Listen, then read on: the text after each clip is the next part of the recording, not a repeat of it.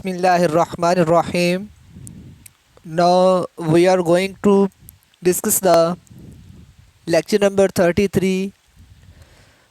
आज हम इस लेक्चर में बहुत ही इम्पोर्टेंट जो है लॉन्ग और शॉर्ट क्वेश्चंस करने जा रहे हैं। तो टॉपिक जो है शॉर्ट और लॉन्ग के लिहाज से बहुत ज़्यादा इम्पोर्टेंट है, तो आप इसे कंप्लीट देखिएगा ताकि आपका जो क्वेश्चन का मेथड है आप इसको अच्छे से पिक कर सकें।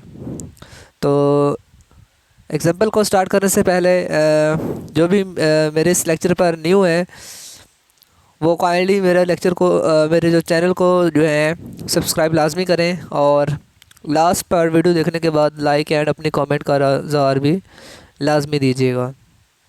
तो आइए हम लेक्चर को स्टार्ट करते हैं। तो उसने सबसे पहले हमें एग्जांपल दी हुई है कि अब उसने कहा है जी कि एवेलुएट कीजिएगा।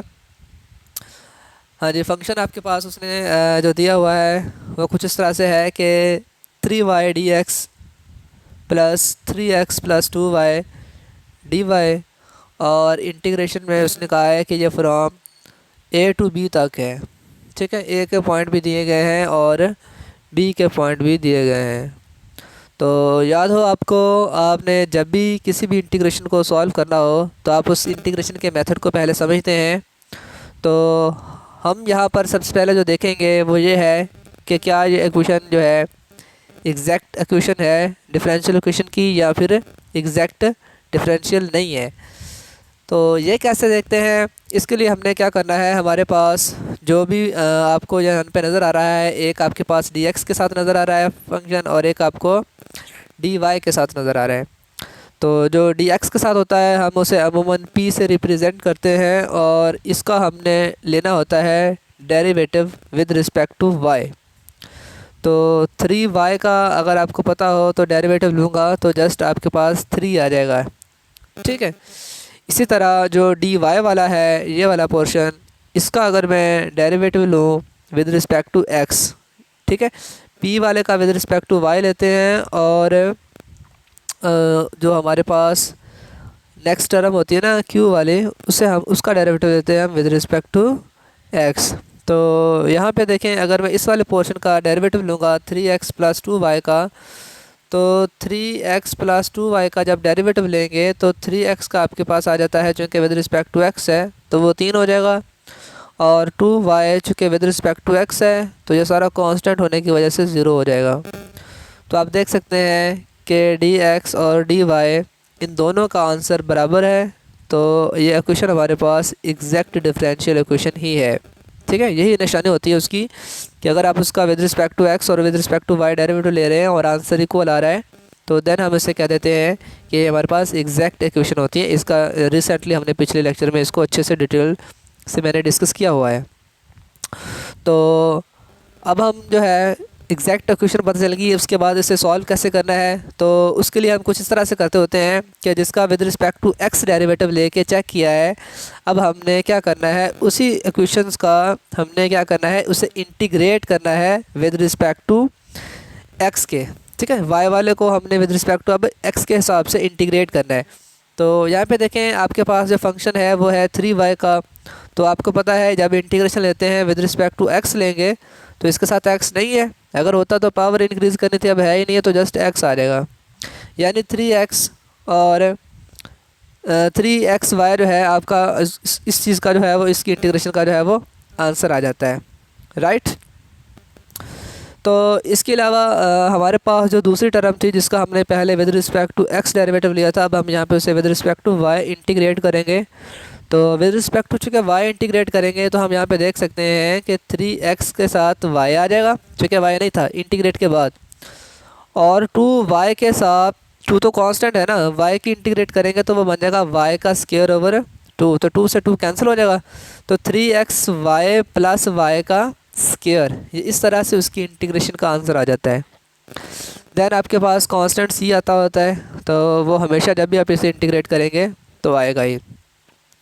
तो जब ये दोनों काम कर लेते थे उसके बाद हमने क्या करना होता है, तो उसके बाद हम कुछ यूँ करते हैं कि हमारे पास जिससे हमने मसावत नंबर 1 और एक मसावत नंबर 2 जिसे हमने इंटीग्रेट करके आंसर निकाला हुआ है, जब आपने ओवरऑल आंसर में लिखना होता है तो आपने जिसकी इंटीग्रेशन विद रिस्पेक्ट टू आपने भी एक्स की है वो आंसर टोटली आएगा, और जो मसावत नंबर 2 है जिसको हमने with respect to y integrate किया था उसमें से सिर्फ वो फैक्टर उठाया जाएगा जो फ्री ऑफ एक्स हो। फ्री ऑफ एक्स हो का मतलब होता है कि जिसमें एक्स वाली टर्म ना हो, तो वो यहाँ पे बन रहा है जस्ट वाई का स्केयर। तो ओवर अगर हम आंसर देखें तो 3xy, देखें 3xy जो आंसर आया है हमारे पास इंटीग्रेशन के बाद, यहाँ से देख लें अब इसको 3xy, और उसके बाद इसमें से हमारे पास आ रहा है प्लस वाई का स्केयर। ठीक है, ये आपके पास इंटीग्रेट करके उसने आंसर मुकम्मल कर दिया यहाँ पे। ठीक है, और अगर हम लिमिट की बात करें तो उसने a टू b दिया हुआ था, a के पॉइंट 1/2 और b के पॉइंट 3/5। तो ये देखें पॉइंट दोनों ही यहाँ पे दर्ज है, जस्ट आपने अब क्या करना है पुट करना है। जहाँ पे x होगा आपने पहले अपर लिमिट पुट करनी होती है, फिर लोअर लिमिट पुट करनी होती है। ठीक है, दो पॉइंट है, आपने घबराना नहीं है बिल्कुल भी। इसको लिखेंगे कैसे, तो यहाँ पे देख लीजिएगा इसको किस तरह से लिखेंगे। देखें आपके पास 3 ने वैसे आना है, x की जगह पर आपके पास आ जाएगा 3, पहले मैं अपर लिमिट पुट कर रहा हूँ, और y की जगह पे क्या आ जाएगा 5। ठीक है, प्लस y की जगह पे क्या आ रहा है 5, तो उसका स्केयर है तो लिहाजा 5 का भी स्केयर। तो ये सारी आपके पास क्या बन चुकी है अपर लिमिट। फिर इस तरह माइनस फार्मूले का, फिर लोअर लिमिट, फिर लोअर लिमिट में मौजूद है एक्स और वाई के आंसर उसी में पुट करेंगे, दैन आप इसको सॉल्व करेंगे तो आपका आंसर आ जाएगा। इसी की अगर हम बात करें तो 3 3 6 3 3 9, 9 को 5 से मल्टीपल करेंगे तो 45। ठीक है, 45 एंड देन आपके पास जो है 5 का स्क्वायर जो है वो 25। तो आप देख सकते हैं 45 प्लस 25 आपके पास अपर लिमिट का आंसर उसने ऐसे लिखा हुआ है। ठीक है, देन इसी तरह आपने जो है वो लोअर लिमिट के लिए आंसर निकाल लेना है और आपका फाइनल आंसर आ जाएगा। ठीक है, तो नेक्स्ट भी जो है बिल्कुल सेम टू सेम है। उसने इसे पहले एग्जैक्ट साबित किया, एग्जैक्ट साबित करने के बाद उसने इसका डेरिवेटिव लिया और इसमें इंटीग्रेट किया, और जो दूसरा पोर्शन था उसमें से वाई फ्री वाला एक्स फ्री वाले पोर्शन से मुताबिक वाई की वैल्यू लेके उसने जस्ट पॉइंट पुट किया और आपका आंसर आपके पास। ठीक है, तो ये बिल्कुल सेम टू सेम क्वेश्चन है, इसलिए मैं इसे आप लोगों के लिए छोड़ रहा हूँ। उसने पाथ बना दिए यहाँ पे, आपने बिल्कुल जो है वो घबराना नहीं है कि ये किस तरह से है ए टू बी, फिर अगर आप बी टू ए करेंगे तो आपने नेगेटिव बाहर लगाना होता है। ठीक है, तो ये आपने इनसे घबराना नहीं है कि ये इंडिपेंडेंट पाथ क्या होते हैं, डिपेंडेंट पाथ क्या होते हैं। इंडिपेंडेंट पाथ का मतलब होता है कि ये पाथ पे डिपेंड नहीं करता इसका आंसर। ठीक है, इसका आंसर पाथ पे डिपेंड नहीं करता, जिसका मतलब होता है इसे बोलते हैं इंडिपेंडेंट पाथ। तो यहाँ पर जो है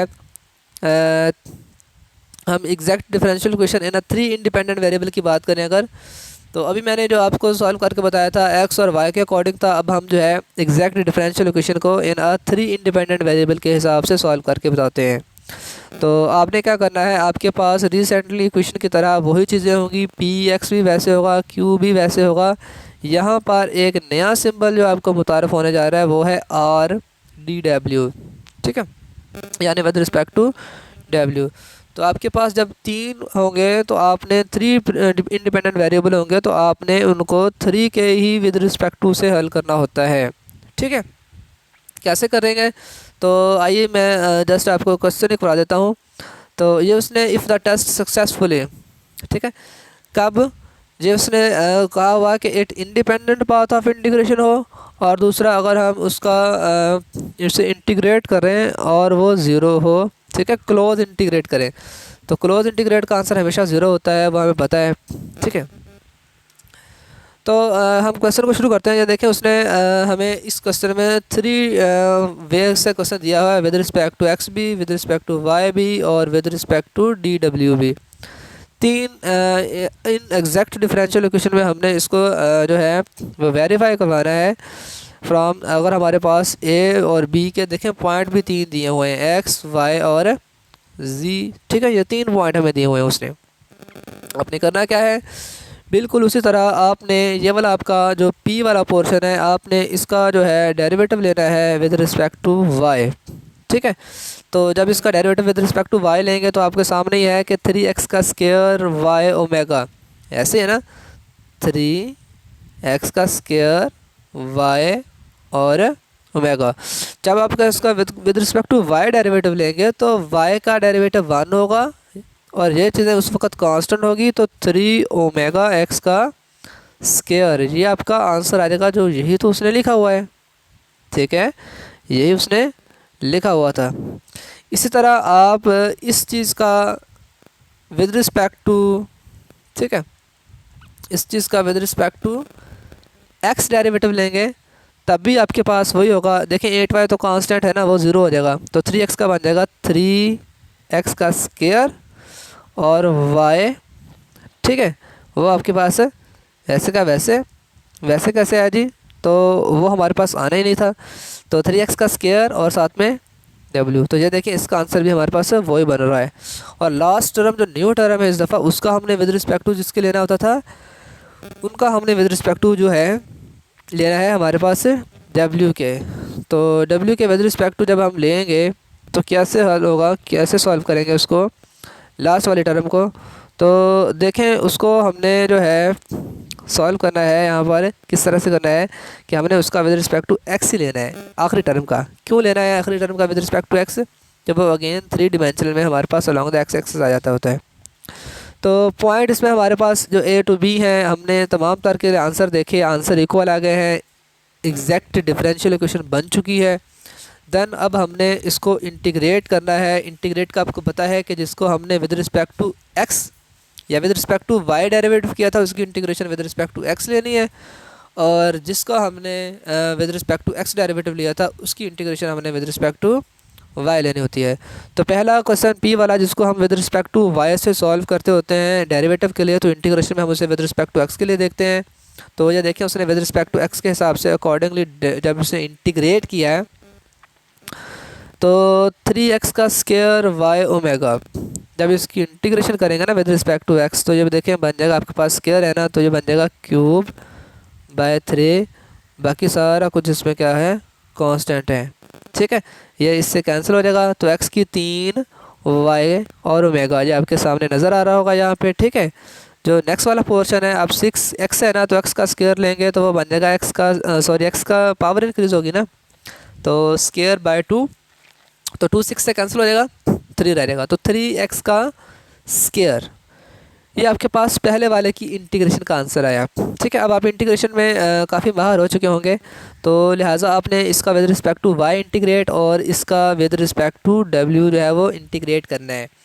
लास्ट में x वाले का आंसर तो सारा लिखते होते हैं, y वाले पोर्शन में आपने जो x वाली टर्म है उसे छोड़ देना है, उसके बाद जो आंसर होगा वही लिखा जाएगा। किस तरह से कह रहा हूँ मैं, तो आप यहाँ से देख सकते हैं कि इसे थोड़ा सा मैं और मज़ीद नीचे ले जाता हूँ जी, यहाँ पे ठीक है। तो आप यहाँ से देख सकते हैं कि x वाले में जो आंसर आ रहा था ना आपका, x का क्यूब वाई जी और प्लस 3x का स्क्वायर, ये सारे का सारा आ जाता है, और y वाली टर्म में हमारे पास जिसमें x नहीं था वो जस्ट -4y का स्क्वायर ही है, ठीक है। तो आपने -4y का स्क्वायर वाला ही ले लिया, और जो ओमेगा वाली है उसमें हमने विद रिस्पेक्ट टू फ्री जो है y के हिसाब से देखा, तो वो सिर्फ़ और सिर्फ ओमेगा था, जिसकी वजह से वहाँ से सिर्फ़ और सिर्फ ओमेगा आ जाता है। और लिमिट का आपको शुरू में उसने दिया हुआ है, फिर आपने अब upper limit minus lower limit put करनी है, x की जगह पे 1, y की जगह पे 2, सॉरी अपर लिमिट में हमारे पास x की जगह पे 2 है, y की जगह पे 1 है और w की जगह पर 3 आना है। तो upper limit minus lower limit plus minus से आपको आंसर इसका मिल जाएगा, ठीक है। देन बहुत ही इंपॉर्टेंट चार्ट क्वेश्चन के हिसाब से आपके पास नेक्स्ट थ्योरम आ रहा है ग्रीन थ्योरम के नाम से। तो डेफिनेटली ग्रीन थ्योरम जो है क्या होता है, आपको इसका इल्म होना भी ज़रूरी है, इसका कंसेप्ट होना भी ज़रूरी है। ग्रीन थ्योरम में दरअसल वो कुछ इस तरह कहता है कि लेट अस सपोज आपके सामने एक सर्कल नज़र आ रहा है, अगर कोई भी चीज़ एक इस तरह सर्कल में मौजूद हो, उसके आर इसका रीजन हो, सी उसका क्लोज पाथ हो, ठीक है, तो होगा क्या, होगा कुछ यूँ कि अगर उस रीजन में मौजूद किसी पार्टिकल पर डेरिवेटिव लेते हैं तो वो डेरिवेटिव भी उस रीजन के अंदर आना चाहिए, ठीक है, स्टेटमेंट पढ़ते हैं। चलें, कहता है p and q be are two function. हमारे पास दो फंक्शन है, जिसे हमने एक को एक्स का नाम दिया, एक को हमने वाई का नाम दिया। ठीक है, वो फनाइट भी होने चाहिए और कंटिन्यूस भी होने चाहिए। कहाँ पे होने चाहिए? Inside and boundary of c. तो और ये जो आपके पास रीजन है ये along the x y plane पे ही होना चाहिए। तो कहता है इसका first partially derivative, if the first partially derivative are continuous with in the region and the boundary continuous.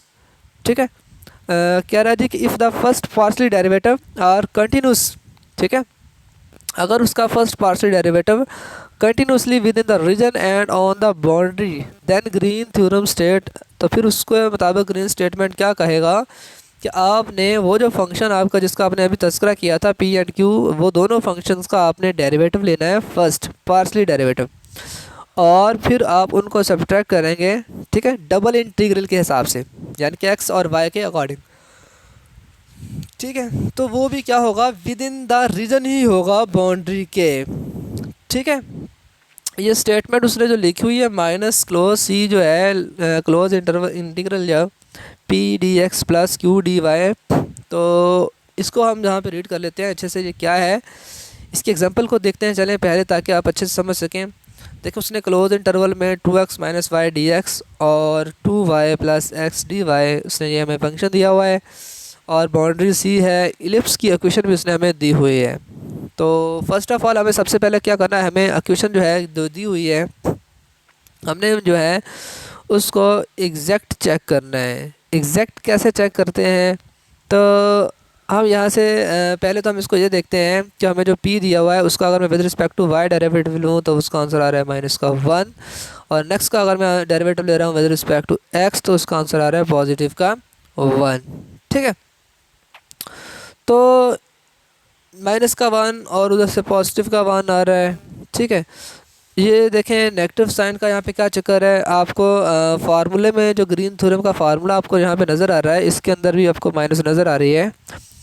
तो आपने करना कुछ यूँ है कि आपने पहले फार्मूला लिख लेना है।